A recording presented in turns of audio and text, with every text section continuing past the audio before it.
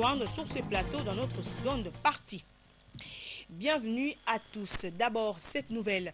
Une réunion d'évaluation de la déclaration de Nairobi pour statuer sur le rapatriement des ex-éléments AM23. C'était ce mardi au siège du mécanisme national de suivi. Les participants à cette séance de travail, en l'occurrence la CIRGEL, l'OIA, la MONUSCO, le gouvernement congolais ainsi que les délégués du Rwanda et de l'Ouganda s'emploient à respecter la date du 18 août 2015 pour boucler les dossiers AM23. Nous allons y revenir tout au long de ce journal. Le nouvel envoyé spécial des États-Unis pour la région des Grands Lacs vient d'être nommé par Barack Obama. Tom Perriello succède donc à Ross Feingold, un aguerri de l'administration Obama. Tom Perriello a donc la lourde tâche de faire appliquer la politique américaine dans cette région de l'Afrique. Découvrons Tom Perriello dans ce commentaire d'Astrid Mbouy rendu par Jean-Pierre Kaimbe.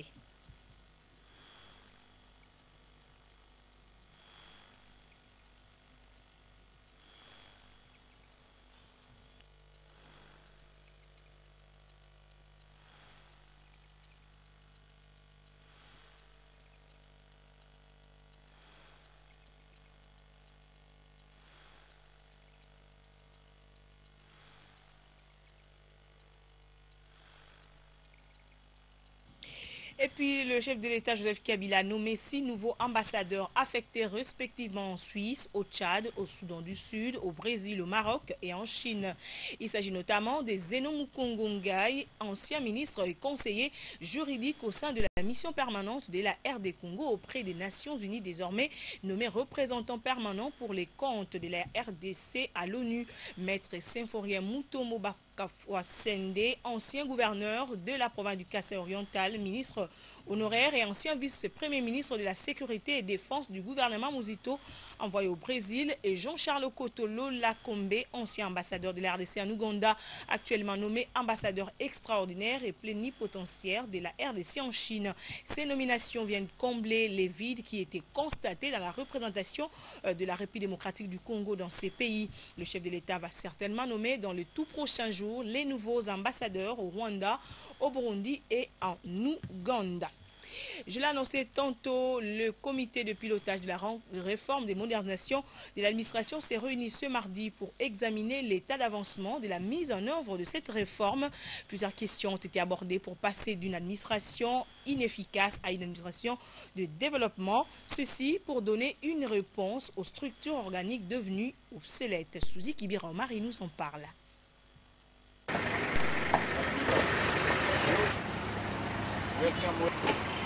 La déclaration de Nairobi, une fois de plus, au cœur d'une énième réunion d'évaluation ce mardi 7 juillet au siège du mécanisme national de suivi. Autour de la table, le coordonnateur du mécanisme national de suivi, l'Union européenne, la CIRGEL, la MONUSCO, le gouvernement congolais, ainsi que les délégués du Rwanda et de l'Ouganda.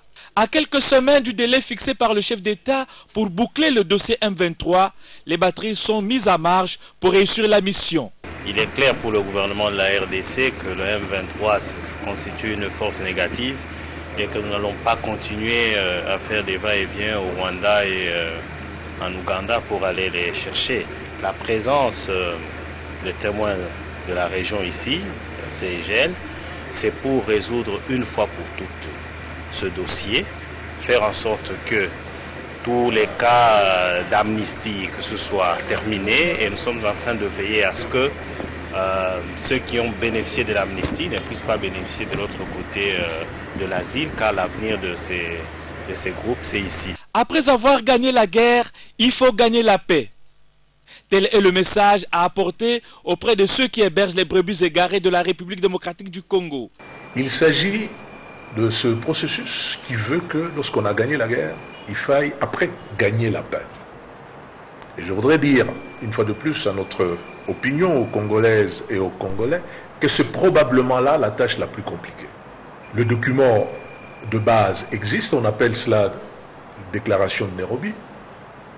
Ces déclarations prennent acte de la défaite militaire de M23, mais formulent des obligations à l'égard de la République démocratique du Congo en tant que gouvernement pour que soit pris un certain nombre de dispositions aux fins de pouvoir consacrer la victoire cette fois-ci de la paix.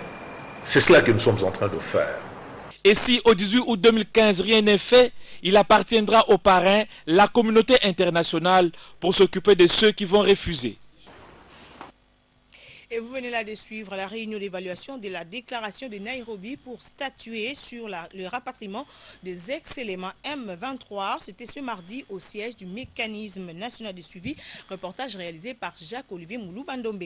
Et revenons maintenant à cet élément de la primature. Le comité de pilotage de la réforme des modernisations de l'administration publique s'est réuni ce mardi pour examiner l'état d'avancement de la mise en œuvre de cette réforme. Plusieurs questions ont été abordées pour passer d'une administration inefficace à une administration de développement, ceci pour donner une réponse aux structures organiques devenues obsolètes. Reportage signé Souzy Kibiromari.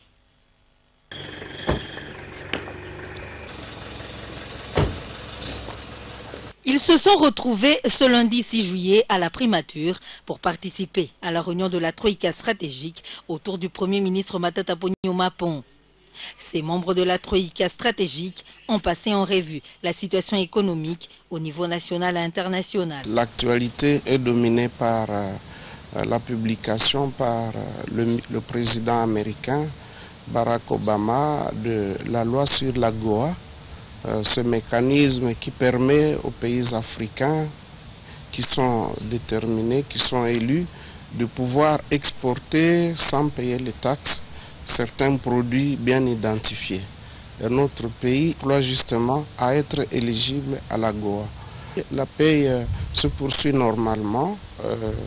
Il y a effectivement le phénomène Maboko Bank qui doit être combattu. À cet effet, le ministre d'État est en train de mettre en place les mécanismes pour lutter contre le tournement qui est fait par certains agents qui échappent à la bancarisation.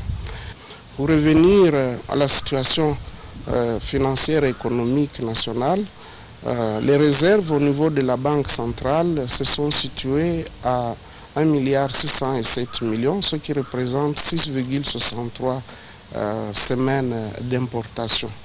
Pour ce qui est du taux d'inflation, au niveau national, c'est 0,629%, donc en dessous de 1%. La Troïka stratégique a affirmé que le programme économique du gouvernement se poursuit normalement. Tout à fait autre chose, 213 747 $ américains, c'est le coût de la construction du bâtiment qui devra désormais abriter le barreau de Kananga. Cette maison des avocats a été inaugurée ce mardi 7 juillet par le gouverneur du Kasaï occidental, Alex Condé.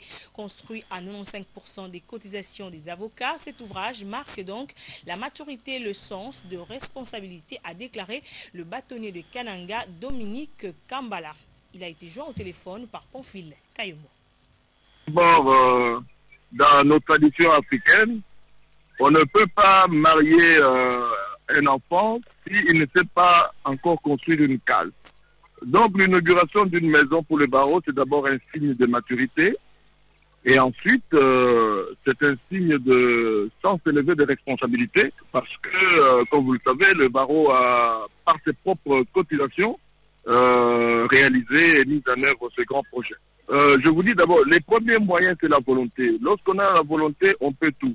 Mais je dois vous dire que, sincèrement, ça doit c'est totalement, entièrement les cotisations des avocats. Nous sommes à 266 et sur les cotisations des avocats, nous orientons 80% de ce que nous avons comme recette vers ce projet. Alors, nous avons reçu évidemment quelques appuis en termes de matériel du gouvernement provincial qui nous a accompagnés en tant que service public. Mais sinon, essentiellement, et à 95%, ce sont les avocats eux-mêmes. 213 747 $.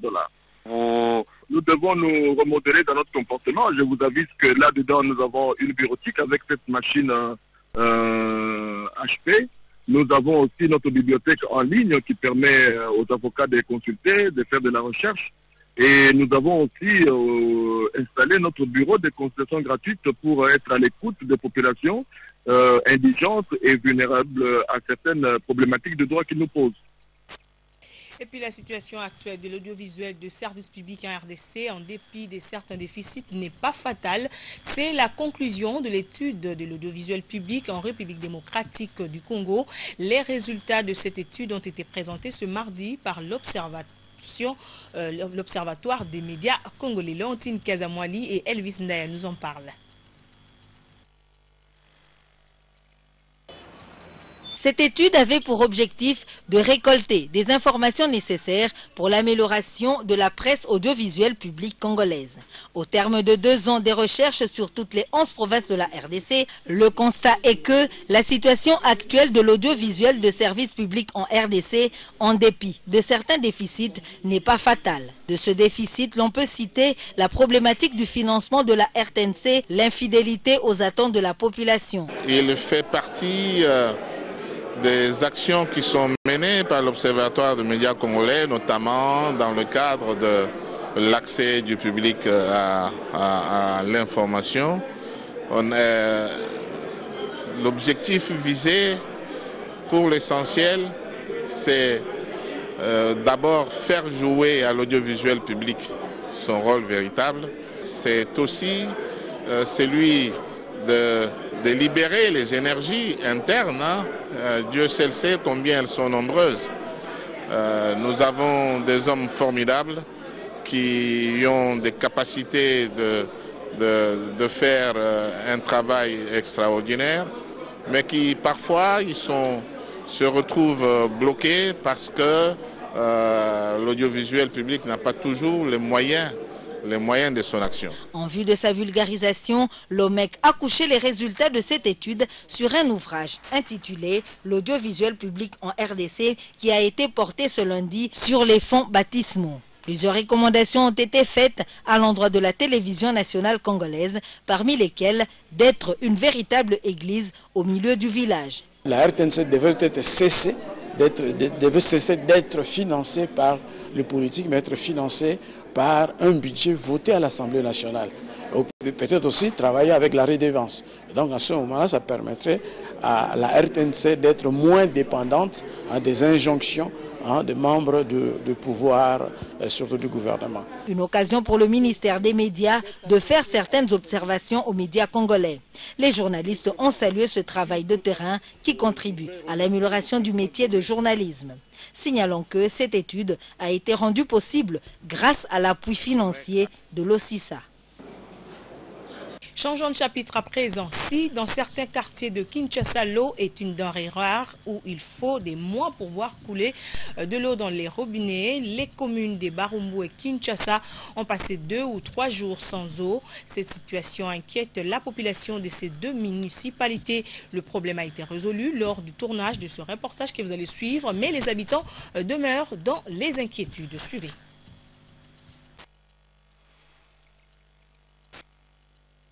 Bienvenue dans nos prochaines éditions. Poursuite de l'opération Amélioration du social 2015. Différentes écoles ont été servies en denrées alimentaires de première nécessité à faible coût et à crédit de 2 mois. Dona Marianne Titawa Kenge, directrice générale de la réserve stratégique générale, s'inscrit dans le cadre de l'amélioration de conditions de vie des populations. Un élément à suivre demain dans notre nouvelle édition.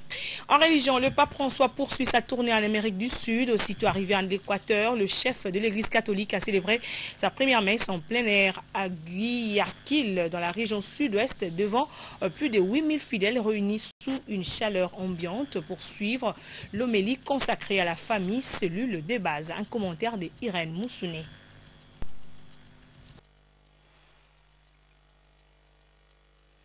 C'est sous un soleil accablant que des milliers de fidèles catholiques estimés à plus de 8000 ont répondu présents à la première messe du pape François célébrée lundi à Guayaquil, une région du sud-ouest de l'Équateur.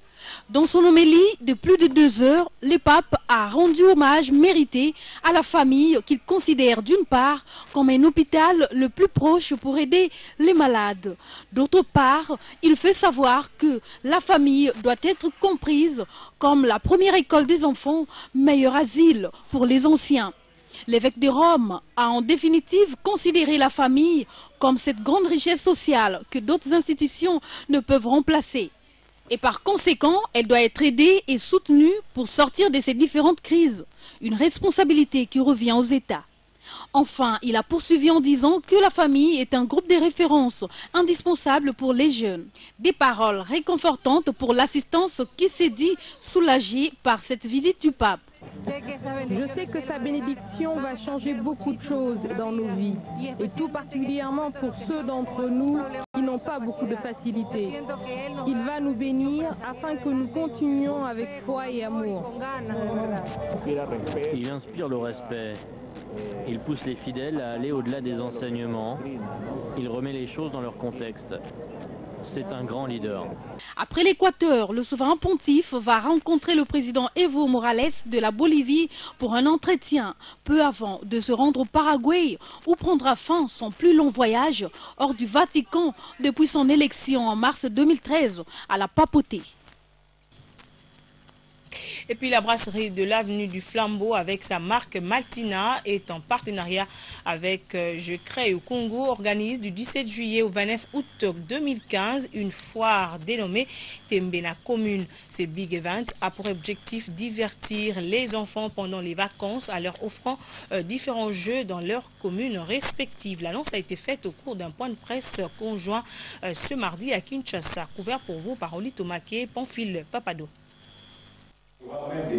Il se tiendra du 17 juillet au 29 août 2015 une foire dénommée Tembena Commune. Cette foire a pour but de divertir à la fois les enfants et les adultes pendant les grandes vacances en les confrontant à des jeux concours par commune tout en gardant une bonne ambiance. La brasserie de l'avenue du Flambeau avec sa marque de boisson sans alcool à base de malt, Maltina, partenaire de cet événement, apportera un rafraîchissement pendant cette campagne. Cette boisson énergisante qui est depuis plus de 10 ans sur le marché congolais permettra aux jeunes de découvrir le bienfait de la Maltina. Maltina qui existe sur le marché depuis près de 15 ans maintenant est la première boisson sans alcool produite localement. Et pendant ce concours, les jeunes vont se dépenser et ils auront certainement besoin de se revigorer. Voilà la raison pour laquelle Maltina va s'associer à ce francifère pour permettre à tous ces jeunes qui vont participer aux différentes compétitions qui seront organisées pendant ces 1 mois et demi, l'occasion non seulement de se revigorer, mais aussi de découvrir les bienfaits de Maltina, qui, comme je le disais, est une boisson à base de malt et de céréales, et qui est enrichie en vitamines. Tembena Commune redonne encore une fois de plus de sourires aux vacanciers en leur offrant différents jeux dans leurs communes respectives. Tembena Commune se déroulera dans 7 communes, à savoir Massina, Kalamou, Ndjili, Lemba, Limete, Kassavubu, Selembao, et la finale aura lieu au Grand Hôtel Kinshasa. Les pratiquants à ce jeu concours devront manger 10 boudins pendant 10 minutes, l'enregistrement au jeu ayant déjà débuté le 4 juillet et cela se fait via RTN Mani à l'achat de 2 bouteilles de la Maltina. Signalons également que la Maltina qui accompagne ce jeu remettra des kits complets aux heureux gagnants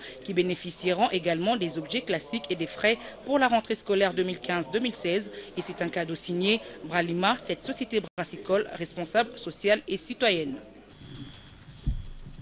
Et dans l'actualité en dehors de nos frontières, au Congo-Brazzaville, le baccalauréat de l'enseignement général session 2015 annulé en juin dernier pour raison de fraude a repris ce mardi sur toute l'étendue du territoire. Cette session s'est déroulée sous haute surveillance, comme dit ici notre correspondant Rokubuka. Au total, 66 585 candidats renouent avec les épreuves écrites de cet examen d'État.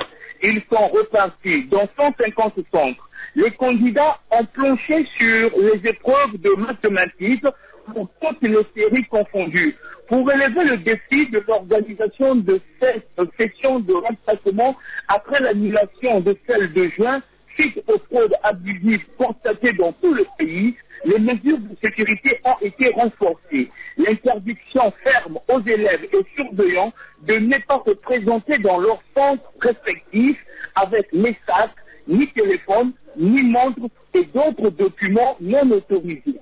Cependant, le téléphone reste autorisé au chef de centre et leurs adjoints. C'était de Brazzaville, Roch Bouka pour la RTGA. voici le rappel des principaux titres. La région des Grands Lacs a un nouvel envoyé spécial des États-Unis nommé par le président Barack Obama. Il s'agit de Tom Perillo, un aguerri de l'administration Obama. Vous venez de découvrir le portrait de Tom Perillo dans ce journal.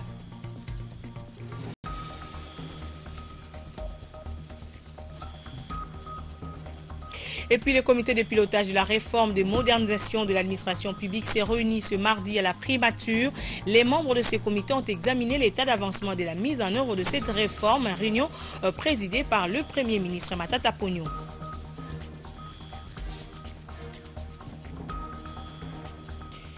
Enfin, comme tous les mardis, nous allons parler de l'environnement, précisément de la pollution du quartier Binza Delvaux dans la commune de Ngaliema. Les habitants de ces coins sont exposés au quotidien aux maladies suite à l'incinération des immondices jetés en cet endroit. Restez donc avec nous, on se retrouve dans un instant pour parler. Reste avec nous, on se retrouve dans un instant pour parler de l'environnement avec Dieudonné Sidia, notre expert maison en cette matière. Ce journal vous a été offert par RTL.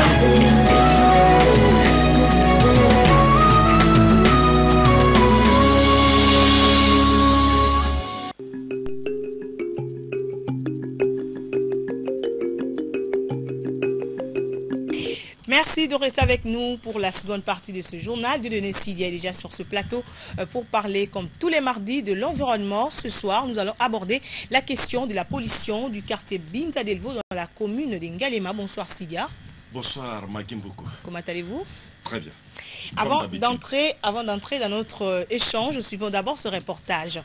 De la pollution atmosphérique étouffante avec une odeur nauséabonde. Voilà la situation qui prévaut actuellement à Binza Delvaux dans la commune d'Ngalema. Cette situation est due à la fumée venant de l'incinération des immondices de toutes sortes jetés à cet endroit qui s'est transformé en un déportoir. La population environnante lance un cri d'alarme avant que le pire n'arrive. C'est un constat réalisé par Neftali Boamutala Ousseni, Pamphile Papado.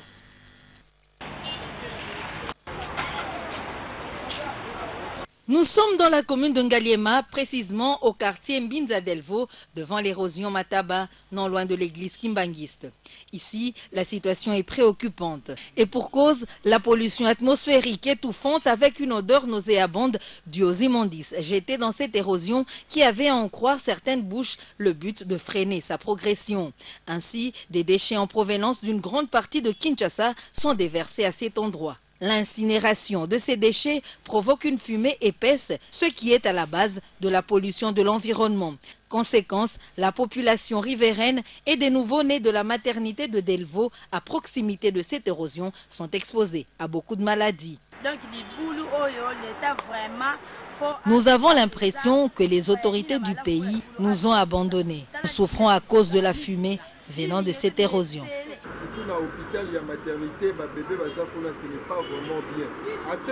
Cette situation nous dérange énormément.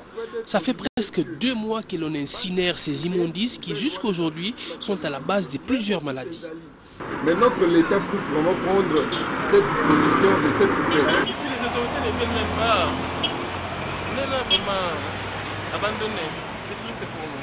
Les autorités compétentes sont appelées à intervenir avant que le pire n'arrive. Alors, Dieudonné Sidia, je reviens à vous. Nous avons suivi le reportage qu'a réalisé Neftali Boamutala Ousseni à Binza Delvaux. Dites-nous d'abord qui sont à la base de cette situation. Oui, pour le moment, nous n'allons pas encore parler des responsables de cette situation. Il faut retenir qu'en 2003-2004, des érosions avaient dévoré cette partie du quartier, le quartier Delvaux, dans la commune de Ngaliema. Et pratiquement des maisons étaient tombées une à une après que ces érosions s'étaient déclarées. Delvaux aujourd'hui est pratiquement sinistré parce qu'il y a plusieurs têtes d'érosion. D'abord sur l'avenue Baoumbu, sur l'avenue Lalou, et puis sur l'avenue juste à côté de l'église Kimbangiste qu'on appelle érosion Mataba. Voilà. Mataba. Et en 2003-2004, pendant la période 1+4, de travaux avaient été amorcés avec Malta Forest mais malheureusement, le fond n'ont pas suivi, ce qui fait que le travaux s'était arrêté avant même que on arrive à freiner l'avancée de ces érosions. Alors aujourd'hui, la pollution, là, c'est qui sont à la base de cette pollution? Oui, au fait, puisqu'on n'a pas pu arrêter l'avancée de cette érosion, qu'est-ce qui est arrivé? Ce qui est arrivé, c'est que la population était dans une situation un peu difficile et la population a voulu maintenant se prendre en charge. En jetant des immondices. En jetant des immondices pour arrêter tant soit peu, au fait, l'avancée de cette érosion-là. Et c'est comme ça que la population, que ce soit la population quinoise, que ce soit les gens qui sont à Lupen, à Badiading, à Kitambo, un peu partout, les gens viennent avec leurs immondices. Même ceux-là qui sont dans d'autres communes. Oui, dans d'autres communes, ils viennent même avec des véhicules. Et ils jettent les immondices pour essayer un peu d'arrêter l'avancée de cette érosion, à tel point que même la nationale numéro 1 était menacée après l'église Saint-Sacrement, et juste sur l'avenue qu'on appelle maternité de Delvaux, toute cette partie-là était menacée. Et l'État devrait absolument intervenir. Comme je vous ai dit, l'argent, le moyen n'ont pas suivi. Alors, comme les moyens n'ont pas suivi, la population a voulu se prendre en charge, en commençant par l'église. Et cela a créé un problème. Ils ont demandé à ce eux-mêmes exposés. On a voulu qu'on amène des immondices pour qu'on puisse entasser là-bas, pour pouvoir arrêter l'avancée de ces immondices. Alors, Dieudonné Sidia, vous êtes notre expert maison en cette matière. Alors, quels sont les dangers environnementaux que cette pollution peut causer? En fait, aujourd'hui, la situation telle qu'elle se présente aujourd'hui, c'est qu'il y a d'abord une odeur nauséabonde, il y a une fumée compacte. Je vais vous informer même qu'une fois même, je descendais en ville, arrivé à ce niveau-là, j'ai dû allumer le phare de ma voiture pour voir la route. Tellement le fumée était impact. C'était la journée, en pleine journée, vers 8h, 9h. Tellement la fumée, parce que les gens ont mis du feu. Ils ont mis du feu dans les immondices et avec la fumée, la population et ceux qui me suivent présentement et qui habitent de ce côté-là comprennent facilement ce que je suis en train de dire. Parce qu'on ne pouvait même pas voir à 1 mètre devant soi à cause de la fumée. Il y a l'odeur nauséabonde, il y a la fumée, donc quand vous passez là-bas, vous devez fermer les narines, sinon vous allez être intoxiqué. Naturellement, devant une telle situation, vous savez que là, ça provoque ce qu'on appelle les polluants organiques persistants. Donc le POP, des polluants organiques persistants qui sont extrêmement dangereux pour la santé de l'homme. Vous pouvez attraper la maladie respiratoire, vous pouvez attraper plusieurs autres maladies de bronchite, toutes sortes de maladies vous pouvez attraper à travers ça. Parce que quand on met le feu à des immondices, les immondices là sont composés de plusieurs déchets, des déchets chimiques, n'importe quels déchets. Et quand vous émettez le feu, c'est pourquoi je parle de polluants organiques persistants. Ça a des conséquences extrêmement graves sur la santé de l'homme et surtout qu'il y a une maternité. Il y a une maternité à proximité. Le nouveau-né, ceux qui naissent, vous savez que la maternité de Delvaux est une grande maternité et chaque jour les enfants naissent. Et ces enfants sont obligés de respirer cette fumée, de sentir cette mauvaise odeur. Et naturellement, j'ai appris qu'il y a 2 bébés qui avaient suffoqué, qui finalement étaient morts de cette situation-là. Ce qui montre que cette situation, pour la santé de l'homme, c'est extrêmement dangereux. Alors, Dieudonné Sidia, la commune d'Ngalema a un bourgmestre. Est-ce que l'autorité municipale est informée de cette situation? Moi, je vais vous dire que la situation de Delvaux aujourd'hui, ce n'est pas au niveau du bourgmestre d'Ngalema. C'est au niveau du gouverneur de la ville. C'est une situation qui dépasse son niveau. Il n'a pas le moyen. Il n'aura pas le moyen, au fait, à son niveau. Tu es en train de prophétiser ou bien... Je ne suis pas en train de le défendre, je ne suis pas en train de prophétiser. Je sais que le bourgmestre n'a pas suffisamment de moyens pour faire face à une telle situation. Alors, à qui doivent alors donner ces moyens c'est au niveau du gouvernement provincial. Au niveau du gouvernement provincial, les gouverneurs de la ville de Kinshasa, il y a André Kimbuta qui nous suit présentement, c'est sa responsabilité. Il est appelé d'abord à arrêter à arrêter que les immondices viennent de partout et soient jetés là-bas, qu'on y mette de feu et que la population soit exposée aux conséquences de cela. Alors, parce que c'est en pleine ville, c'est au milieu de la population, et la population, Dieu seul sait que la population environnante est en train de souffrir comme maladie. Vous voyez, Dieu seul sait. Peut-être qu'il faut aller faire des dépistages, il faut aller faire des examens pour savoir un peu de quelle maladie souffre réellement la population environnante à Mbinza Delvaux. Alors, je crois que, comme vous l'avez dit, le gouverneur est peut-être en train de nous suivre. Est-ce qu'il a déjà ces dossiers sur sa table? Parce que c'est ce qui pose aussi problème des données. Bon, je ne sais pas si le dossier est sur sa table, mais lui, en tant que le patron de la ville de Kinshasa, il est censé être au courant de cette situation-là. Je vous dis que la plupart de nos autorités vivent à Mbinza Pigeon, à Maman Mbutu, à Lupin en général. Donc, ils passent par là. Ils passent par là et ils s'affrontent. Ils s'affrontent chaque jour. Je vous dis, cette fumée, madame, cette fumée, c'est sans arrêt. Ces immondices-là fument sans arrêt, de jour comme de nuit. Bien sûr, vous avez raison, je sais que vous êtes en train de relever, mais dites-nous un peu, peut-être que comme le bourgmestre n'a pas les moyens, est-ce qu'il a déjà pris des mesures pour essayer de sensibiliser la population, d'arrêter avec cette façon de faire? Ben, moi, en attendant les moyens. Non, moi je vu, oui c'est vrai, il peut prendre des mesures.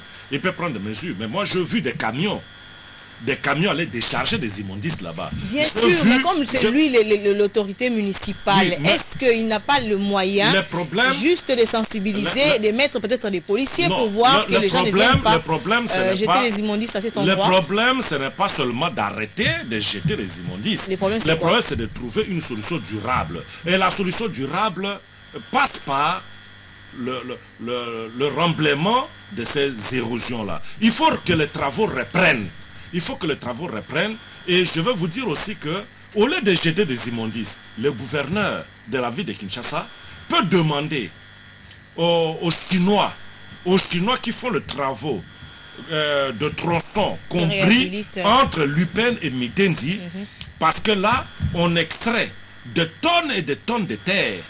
Pour la route, là, vous le savez, il y a des camions et des camions qui... Ils peuvent venir déverser. Ils peuvent venir déverser ces tonnes et des tonnes de déchets, non, pas de déchets, mais de terre, à cet endroit-là, et on essaie de remblayer petit à petit, et après, dès que c'est bien remblayé, ça atteint un niveau acceptable, on peut à ce moment-là planter des bambous, planter des vétivers. Même chez moi, dans ma parcelle, j'ai des vétivers qui peuvent prendre gratuitement. Oui, je ne vais pas vendre. Ils peuvent prendre gratuitement. Ils vont mettre là-bas de telle sorte qu'il n'y ait plus d'érosion. Donc, il faut trouver une solution durable. Et la solution durable ne passe pas par le bourgmestre, parce que le bourgmestre d'Ngalema, vous me dites, le bourgmestre d'Ngalema, qu'est-ce qu'il fait? Le bourgmestre d'Ngalema est même incapable de balayer la route compris entre météo et maternité. Et vous allez lui demander de résoudre le problème de l'érosion. Soyons réalistes, en attendant que les moyens soient mis à la disposition, soit du bourgmestre ou de la ville. Qu'est-ce que la population environnante doit faire en attendant ces moyens-là? C'est ça le problème qui se pose. Parce que même si après ce journal, on n'aura pas les moyens demain matin, mais en tant qu'expert, qu'est-ce que cette population peut faire concrètement? Mais madame, vous me demandez d'être réaliste. Mais je suis réaliste en vous disant que pour résoudre ce problème, il ne faut pas jeter des immondices. Il faut plutôt prendre des tonnes et mais est-ce que cette population-là est sensibilisée? Je ne pense pas. Ce n'est pas la population. La population, c'est vrai. Parce que c'est cette population-là qui jette des immondices sur cet endroit. Alors, est-ce qu'ils sont sensibilisés? Avant que le gouverneur, le bourgmestre vienne, parce que ce n'est pas les bourgmestres qui jettent les immondices, c'est même pas les gouverneurs, c'est cette population-là. Moi, je pense que la population doit être sensibilisée avant que le bourgmestre puisse intervenir. Mais ce que vous ignorez, c'est que si on ne trouve pas une solution durable à ça, même la nationale numéro 1, va être coupée. La nationale numéro 1 va être coupée. Et si cette nationale numéro 1 est coupée, est-ce que c'est le problème de la population? C'est pas le problème de la population. Il y aura un problème des transports en commun. Il aura des problèmes de transports. C'est la même population qui va souffrir. Oui. Donc, ici, il y a un problème d'intérêt public. C'est la nationale numéro 1. Voilà. Et aujourd'hui, l'acte que la population pose, c'est justement pour sauver cette nationale numéro 1. Provisoirement, à sa manière. À sa manière, la population dit, si nous ne jetons pas des immondices, l'érosion risque de dévorer non seulement le reste du quartier, mais de dévorer la nationale numéro 1. Mais il revient maintenant à l'autorité urbaine que j'interpelle présentement, d'aller sur place en attendant que le gouvernement de la République, dirigé par son Excellence Matata Ponyo, ne sorte le fonds qu'il faut pour pouvoir reprendre les travaux. Parce que ça exige beaucoup de moyens. Ça exige de grands travaux avant que le gouvernement central ne débloque le moyen qu'il faut, que le gouverneur de la ville, au nom du gouvernement provincial, demande aux Chinois de prendre toutes les terres qu'ils extraient dans le cadre de travaux de réhabilitation de routes pour venir les jeter dans ces érosions, de les remblayer et afin de permettre au gouvernement provincial de reboiser en attendant que le gouvernement central n'intervienne. C'est peut-être par là que la solution peut venir. Et là, nous allons être épargnés des odeurs nauséabondes, nous allons être épargnés de ces fumées qui aujourd'hui provoquent des maladies diverses, et que j'appelle aujourd'hui les POPs, c'est-à-dire les polluants organiques persistants qui sont extrêmement dangereux pour la santé de la population. En attendant, le gouverneur peut résoudre ces problèmes-là. Donc voilà, il y a toujours des problèmes d'argent, mais on peut juste tourner un peu le cerveau et trouver la solution qui est juste à côté. Parce que le travaux de réhabilitation de route, c'est juste à côté. C'est à Lupin, Mitendi. Et ces terres-là, on ne sait pas où on les amène.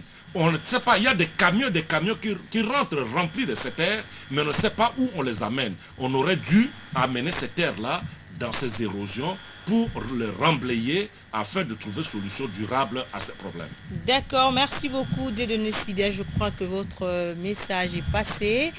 Merci de votre intervention. Si elle n'est pas passée, nous allons y revenir parce que nous n'avons pas de C'est pas un problème, nous aurons le mardi prochain le point sur l'environnement. Merci beaucoup Dieudonné Sidya. Madame, messieurs, voilà, c'est par ici que nous mettons un point final à cette session d'information. Mais avant de nous quitter, voici ce qui a constitué l'essentiel de l'actualité de ce mardi 7 juillet. La région des Grands Lacs a une nouvelle envoyé spécial des États-Unis nommé par le président Barack Obama. Il s'agit de Tom Perrillo, un aguerri de l'administration Obama. Vous venez de découvrir le portrait de Tom Perrillo dans ce journal. Et puis le comité de pilotage de la réforme de modernisation de l'administration publique s'est réuni ce mardi à la primature. Les membres de ce comité ont examiné l'état d'avancement de la mise en œuvre de cette réforme, réunion présidée par le Premier ministre Matata Ponyo. Enfin, dans le point sur l'environnement, nous avons parlé de la pollution du quartier Binza Delvaux dans la commune de Ngaliema. Les habitants de ces coins sont exposés au quotidien aux maladies suite à l'incinération des immondices jetés à cet endroit. Vous avez suivi des explications de Dieudonné Sidya, notre expert en cette matière.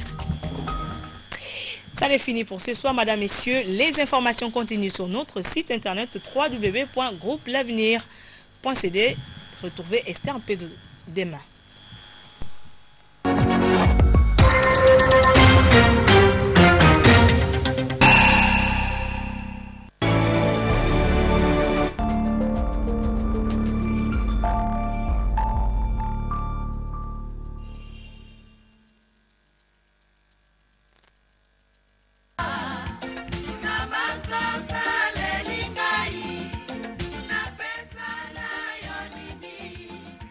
Mama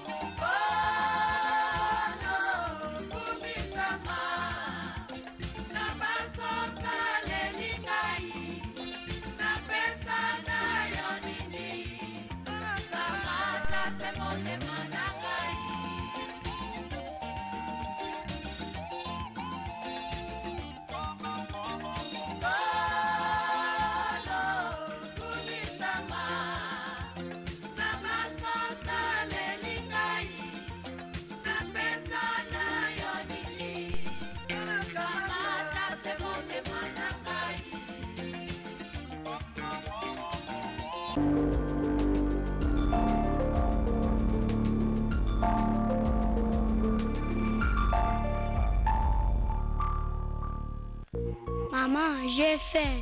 Je vais t'aider. Ah, attends, non? Mes élèves, retenez-le bien, la RDC, notre pays, a 11 Maman, je vais provinces. t'aider. Maman, viens, on va jouer. Ah, laisse-moi. Maman, Kasaï occidental. Mais non! Pourquoi tu n'as âge au moins la zoti calibré l'été? Mais lycée Poto Fortin, c'est bon pour tout le monde. Bas sportif après entraînement, bas malade, même bas diabétique, c'est sans cholestérol. Et c'est très facile dans le lame. Attends, les résultats. Zwana Nzungu. Ah? Chana Sani. Namonoko. Elenge. Mama. Kubula. Mama. Kubula. Poto. Zwana Nzungu. Chana Sani. Flocon d'avoine Fortin, c'est bon pour tout le monde. Zala Abou. Yeah. Au revoir. Au revoir.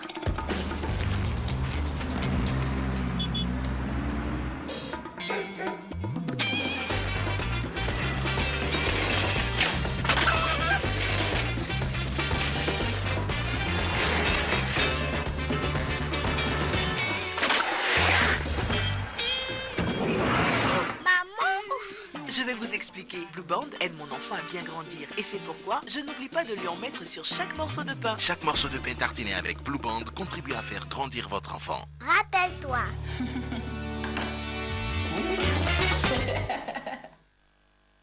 Hey, Ndeko, okobimana tongo kotoka boye.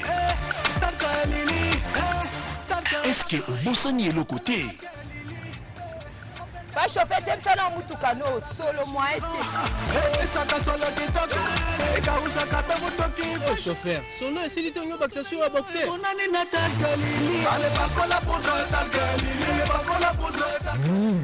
C'est qu'il est un Ndeko boxeur et Yebana.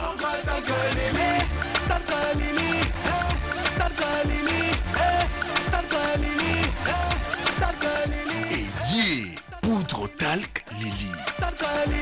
Une poudre rafraîchissante de très bonne odeur et qu'au bombayo malili pendant 24 heures sur 24 et qu'au komisayo différents nabato mususu.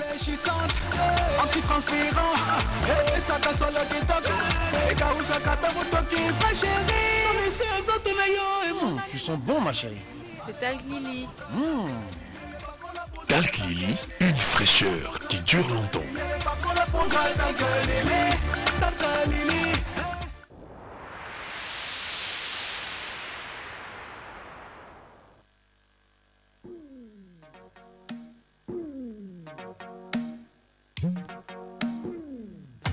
Tika Junior, Yalele Asika Eye. Yasika?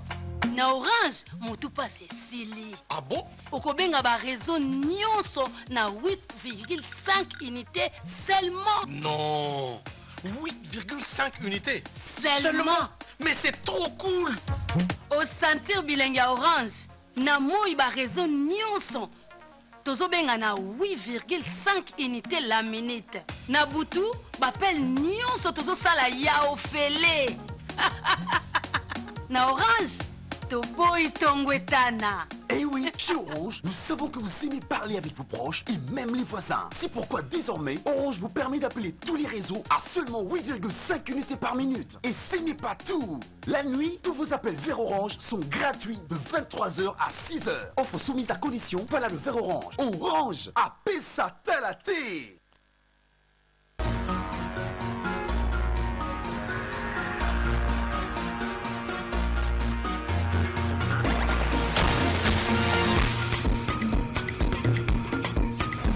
Je suis dans le game, donc je suis. Et mais j'ai beaucoup de suiveurs sur mon Instagram. Je suis tasse, donc je suis. Je suis sur Facebook et tous les réseaux sociaux. Je suis accro. Donc, je suis.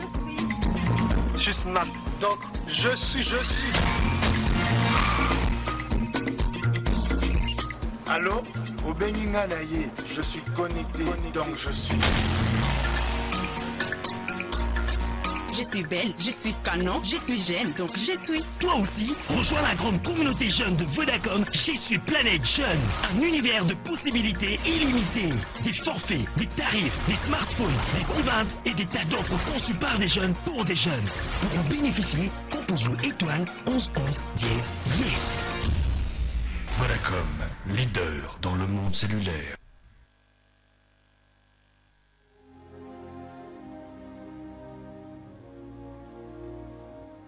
Connaissez-vous l'hydroquinone? C'est une substance que nous trouvons dans les produits industriels et cosmétiques éclaircissants. Son utilisation régulière sans la recommandation d'un médecin est très dangereuse pour notre santé. Parmi les conséquences, le cancer de la peau, apparition de rougeur extrême, sensation de brûlure, allergie pour certaines personnes, vieillissement précoce de la peau.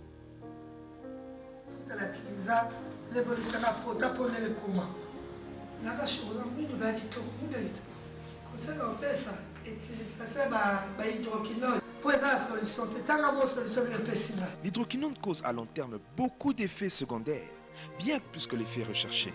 Ne décapez pas votre belle peau. Dites non à l'hydroquinone. Africain est fier. Zalayo.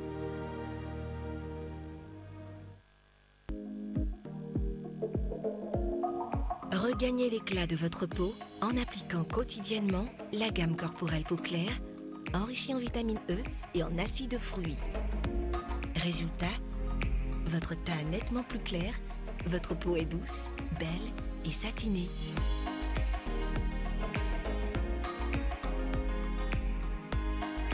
Peau claire pour une peau lumineuse. Nouvelle glycérine parfumée, peau claire. Sivop. Ideal Skin, avec sa gamme de beauté, crème et lait à base de carottes et de beurre de cacao, riche en vitamine A et vitamine E, hydrate, nourrit et protège la peau de toute la famille. Avec sa douce odeur, Ideal Skin s'adapte à tout type de peau, enfant comme adulte. Oh, ma petite fille! Ideal Skin, c'est le secret de beauté partagé par toute la famille. Telle mère, telle fille. Telle fille, telle famille. L'idéal de la peau, c'est Ideal Skin. Un produit Sivop.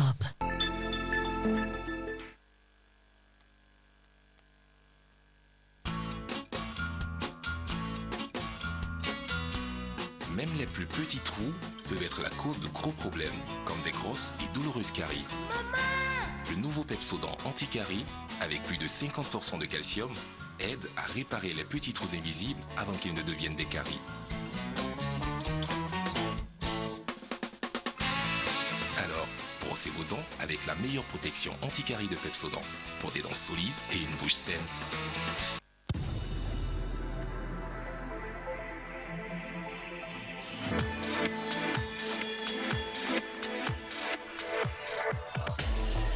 Bozwa gamme cosmétique Yasika, Baby Black is beautiful, teint parfait. Kaka na mbala ya mbu ya kosalela yango, loposo ekokoma kitoko penza. Baby Black is beautiful, teint parfait, bilembo ezomona na kaka na mikolo samo. Pona bongengisi kitoko, pe lolenge moko ya loposo mobimba, pona Baby Black is beautiful, teint parfait, bobongiseli engengiseli sans hydroquinone, pona elongi penzoto. Complexe ressourcinol plus, eza formule multivitaminé sans hydroquinone. Kaka na mikolo sambo, loposo engengi pe ekomi kitoko. Esalemi pona loposo nyonso. Pe ya pembe, ya chocolat, na loposo ya mwindu.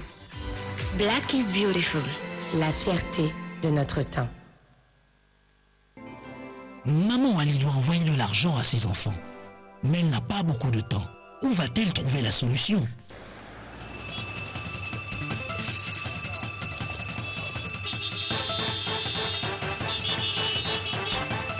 Mais madame, vous allez où exactement? Je cherche une agence de transfert international pas chère.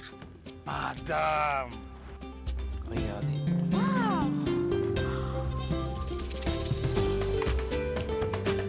Dès aujourd'hui, rendez-vous dans l'une de 350 agences Western Union en RDC et profitez de nouveaux tarifs pour envoyer de l'argent en Afrique, en Belgique et en France. Désormais, les frais d'envoi vers l'Afrique sont à partir de 10 $, toutes taxes comprises. Pour vos envois vers la Belgique et la France, c'est à partir de 12 $, toutes taxes comprises de frais. Grâce à nos nouveaux tarifs, envoyer de l'argent à l'étranger avec Western Union devient encore plus facile. Western Union, moving money for better. Aujourd'hui, c'est l'anniversaire de Déborah. Mais papa n'a poche. Et l'autre côté, Pia Kamabe. Atali gauche, atali droite. Ah, Akata kaka calendrier. Poda tango.